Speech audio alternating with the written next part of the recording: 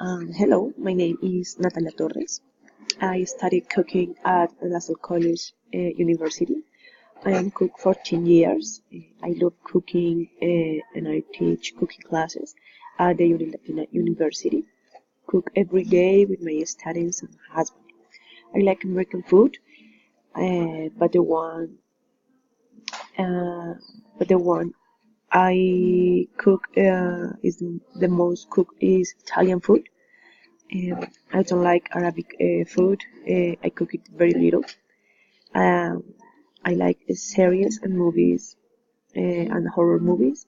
I am fan of suspense and everything that has to do with the ghost. I don't like action movies. I like to go to the gym to maintain a healthy life. I love jogging in the morning and I drink water.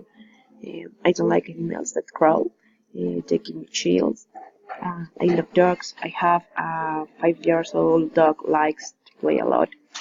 I am very enterprising and hardworking woman, but I am very impatient. My husband must be patient with me. Thank you.